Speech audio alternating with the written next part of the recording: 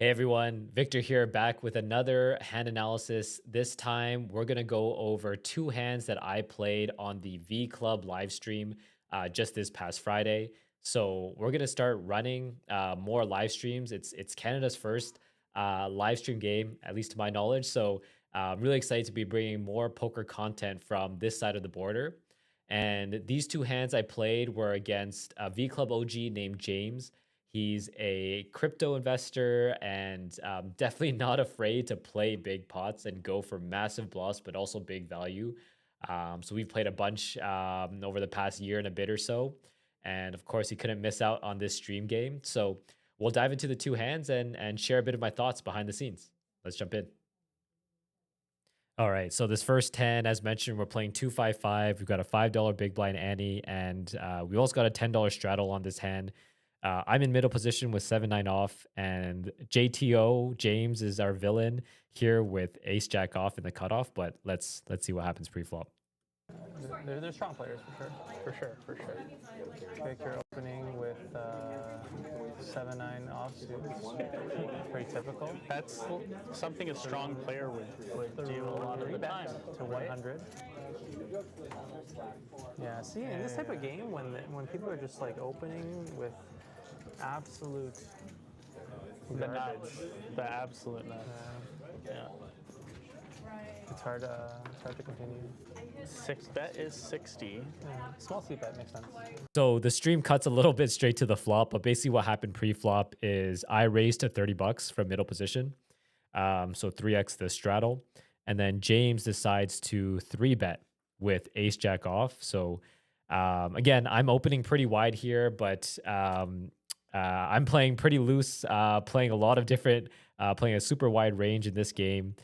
So definitely getting after it and giving action. And James, who also is quite capable and especially making 3-bets quite light, he picks up ace jack here and effectively the nuts, especially against my range, and it's probably like near top of his range as well. With given his kind of like what I've seen from his 3-bets. So yeah, feeling pretty comfortable, feeling pretty good with his holding. He decides to 3-bet. I contemplate a 4-bet, just knowing how wide he is, but I decide to just flat his 3-bet out of position, which I definitely would not recommend you guys do at home. Playing a 3-bet pot out of position with a very speculative hand against extremely aggressive a player is definitely generally not recommended, but I hate folding, so I decide to click call. And then we go to a flop of 8-5 deuce 2 hearts. So you can't really hope for much when you're playing 7-9 off, but this is definitely not that bad of a flop at all. We flop a gutter with an overcard, and but we're going to be checking basically most of our range here. So I do check over to James, and he fires just under 1/3 pot. So he makes it $60 into a pot of 210, and we'll go from here and see what I decide to do. Small c-bet, roughly 1/3. 1 over and a gutter. I think it's okay to continue. I think it's a little bit too crazy to raise. Yeah, definitely agree there. Never mind. It's actually a good raising candidate. I mean, a lot of times these gut shots are good raising candidates. You're clearing out a lot of the exact hands that the James ace-x type had. holdings that just doesn't have. Like, not the overpairs are going to continue, but I think any ace-x type hands is just so hard to. Wow. So as you can see, I do decide to check raise here. As mentioned, this is definitely one of the better flops for my exact hand. I would say I prefer to have some other backdoor flush draws here, like 7-9 of clubs with the club backdoor, or 7-9 off with a heart, or obviously 7-9 suited with the hearts. Would be kind of like a generally a more preferred candidate. So this is a bit out there, but given that I'm playing quite a wide range, I can have a lot, and James knows this as well. It's definitely not he can't put it past me to be playing 8-5 suited, 8-5 off. 5 deuce is that might be one of the combos that I fold. But of course, I've got a lot of bluffs here too with like 6-7, flush draws, etc. Maybe even something like 9-10, Jack 9 suited with backdoors, straight draws. So a lot of better combos I could choose to check raise with. But that being said, I want to play this hand aggressively, so I decide to check raise. And James just has ace high, but knowing that that I play quite a wide range, he's also ahead of all my bluffs. And even I'm supposed to be also check raising sometimes with like bottom pair, like deuce 3 suited, deuce 4 suited, which I might call on the flop at some frequency in this game. So those hands that can improve to kind of a 2 pair with clean outs, or improve to kind of like a pair plus straight draw on the turn to kind of continue bluffing. So even against like the 1 pair hands, even if I had like 5-6, 5-7, 8-9, 10-8, like those kind of hands, ace jack still has decent equity against them. If he hits an ace or a jack on the turn, he's feeling pretty comfortable. So I think good read by him, knowing that I'm check raising quite wide. And there's aces ahead of kind of all my bluffs, and I'm a player that probably tends to overdo it on bluffs, which clearly I do with this hand 7-9 off. So good call by him, and then let's go to a turn. I don't know. I just don't know where these guys are buying their clothes. Like, where are they getting pants to fit balls this big? It's absurd. I just Turns the open ender. like I'm a size 32 waist, but these guys are wearing size 44 waist jeans. And they're baggy to hold the cojones. Yeah, like Yeah. that's so crazy. Pretty interesting call by James. Yeah, I just think Maybe he feels like this is the exact hand. like ace X type holders are probably strong here. Like I don't think. I mean, a certain percentage of the time you're just drawing dead against, I don't know, sets 2 pairs, but I think he just thinks that ace high is good here. He's probably seeing They're how also pretty Victor. deep that I don't think it's. He's probably seeing how Victor's playing too, right? I mean, they're basically 1-to-1 SPR at this point after the call. I mean, sorry for Victor, right? Holy. So Victor realizes 1-to-1 SPR, wants to realize that. Yeah, so you can hear commentator Gabe talking about how it's about 1-to-1 SPR, so stack to pot ratio. I think I had 1100 or so behind, and there's 720 in the pot. So it's actually a bit more than 1-to-1. It's like 1.5 to 1, almost SPR. So with that, getting pretty close to 1-to-1 SPR, I was trying to figure out sizing. So first, 10 comes on the turn. I improved to an open ender, and there weren't many cards on the turn that would actually help me improve. So like 10 is one of the few that gives me more outs with my exact hand. And then if I do hit a pair like 7 or 9, I'm probably just going to be checking and try to kind of get to a cheap showdown and bluff catch from there. If he decides to start bluffing with kind of like 2 overs or some of his draws. But yeah, so this is kind of like perfect card in the deck to kind of like continue for me picking up some equity. And then so I'm just thinking about sizing here. I wouldn't really want to bet less than 50% pot just to give him too good of a price to kind of call with like you can kind of see like his 2 overs in this case has still like quite a lot of equity. And I couldn't really think of a sizing that would have made sense that wouldn't have left me with too little to jam with on the river if I were to continue either bluffing or even with my obviously if my value hands, if I hit my straight, you know, I'm happy about that where he gets like a really good price, but I need to have like the numbers make sense even with my bluffs. So because of that, I just decided to go all in, put max pressure, and I think in retrospect I should have made my flop check raise larger so that my turn jam is not as much of an overbet and that we're closer to 1-to-1 SPR. So instead of making it like 195 on the flop, maybe make it something like 250. And then we'd be looking at a lot closer to 1-to-1 SPR or SPR of 1. Anyway, so I do end up jamming, sticking in, and James does think for a bit. So credit to him, where he doesn't just immediately muck his ace high. He does think for a bit, but ultimately he folds. I think just knowing that he's just absolutely dead against sets, two pairs that I would that I can have, like 10-8, for example, 8-5, as I mentioned, twos, fives, eights that probably play.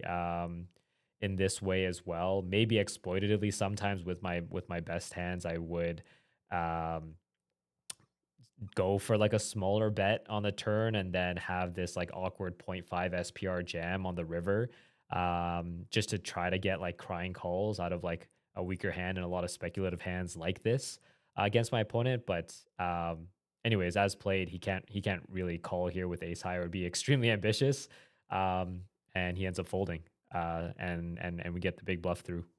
Would be the best way possible. Going to do so through an all-in. I think it makes sense. You know, I mean, you did raise. I think the sizing on the flop makes it so that he kind of has to do that. Yes, I agree. This would be crazy. This would be a very sick call. Yeah. I don't know where.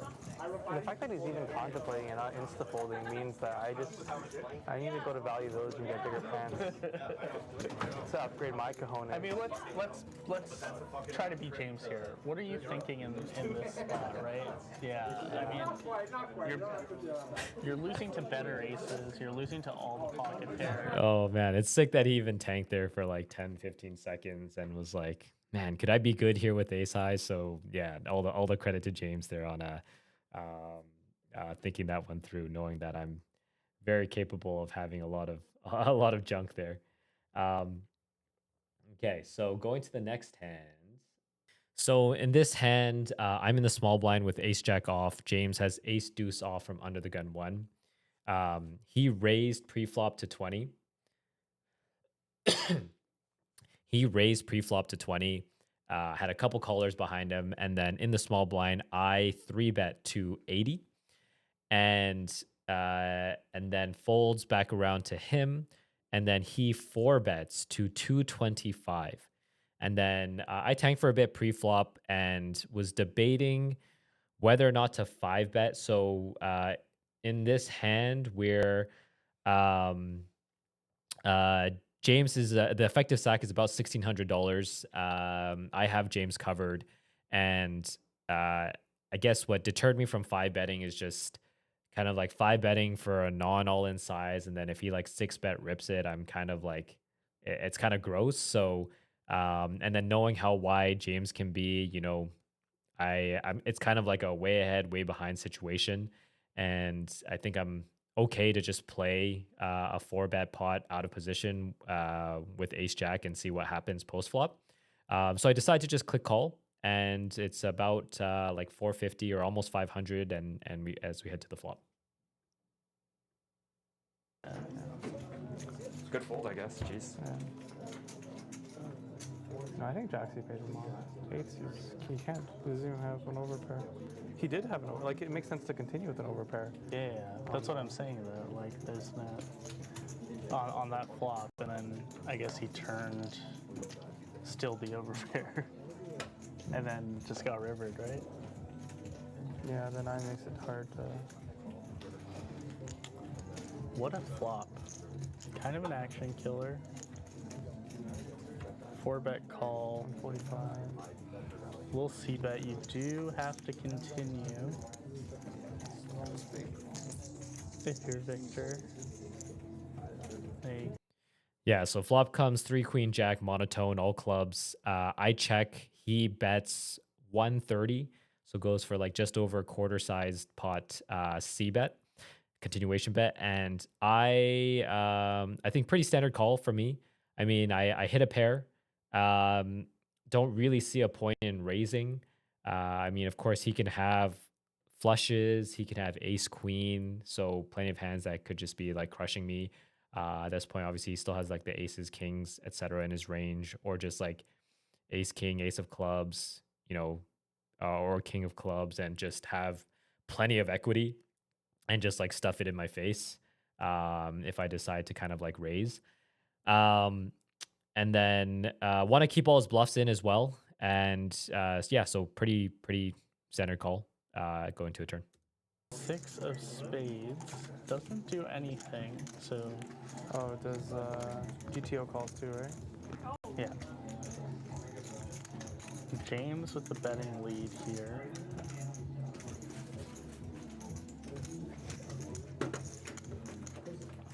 Looking to go big. Go big or go home.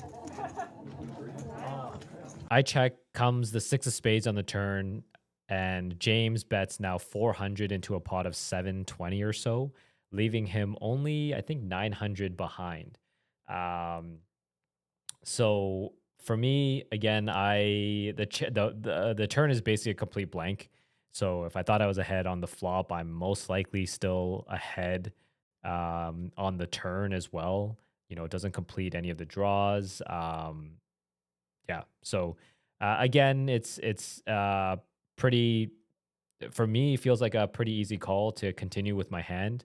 But obviously he's sizing up to go all in on the river.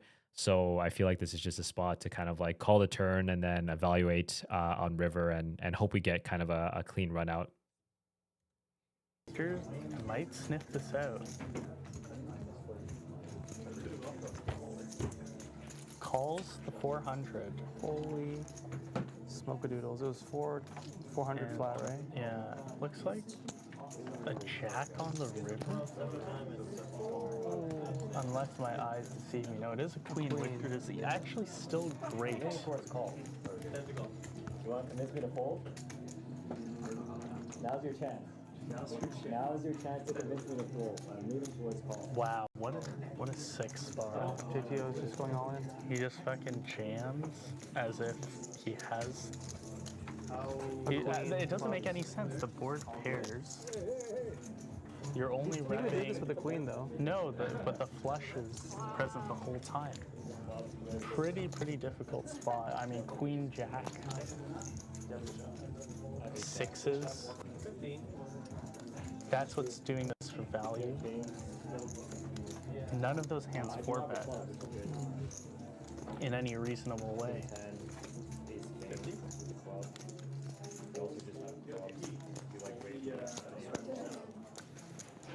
Victor speaking out loud about his thought process. Let's get a listen in.